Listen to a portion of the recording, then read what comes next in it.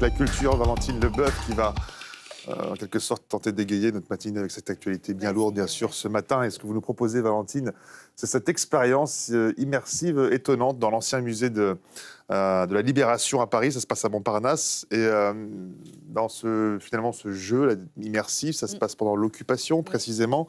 Et on va jouer à devenir des résistants, en fait, c'est ça? Exactement. L'aventure immersive commence par une question. Êtes-vous prêt à vous engager?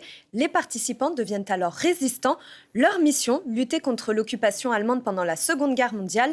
Le temps imparti, 1h30, c'est plutôt ambitieux. Alors concrètement, comment on lutte contre l'occupation allemande?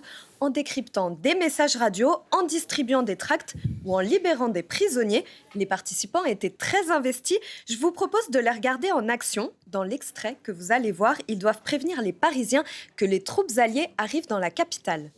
Vous pouvez les informer que la 2e division arrive, les inciter à lancer meubles par la fenêtre afin de nous aider à faire de barricades, ce genre de choses.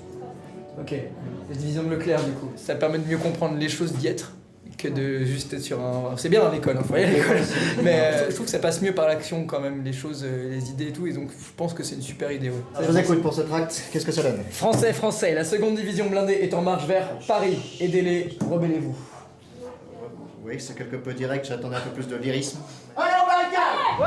3, 2, 1, poussez! Entrez! Je vais tenter de percer!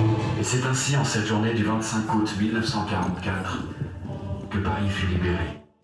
C'est super réaliste. Hein. Et, C'est une expérience qui mélange à la fois escape game, on l'a bien vu, jeu de rôle, et théâtre immersif. Oui, vous l'avez vu sur les images, c'est ludique et interactif.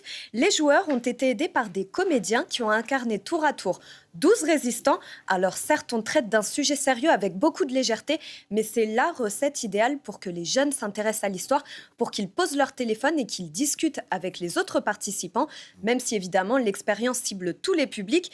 Et vous vous demandez peut-être, Jamel, pourquoi une immersion au cœur de la résistance? Réponse avec le fondateur du collectif qui a imaginé cette expérience.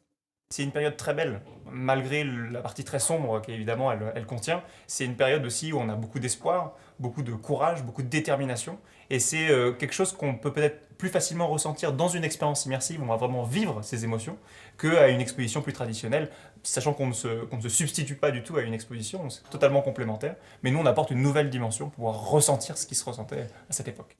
Et depuis l'appel historique du 18 juin jusqu'à la libération de Paris, en passant par le Conseil national de la résistance, cette expérience immersive est un voyage temporel. C'est 5 ans d'histoire qu'on vit en 1h30 et c'est très réussi. Je vous conseille d'y aller, Jamel. C'est jusqu'au 30 décembre dans un lieu symbolique, l'ancien musée de la Libération à Paris. Merci beaucoup, Valentine. Est-ce qu'on peut jouer le rôle du général de Gaulle à Londres dans cette histoire? Vous pouvez. Les comédiens l'ont très bien fait d'ailleurs. Merci beaucoup, Valentine. Valentine Leboeuf pour la culture. Il est bientôt 8h.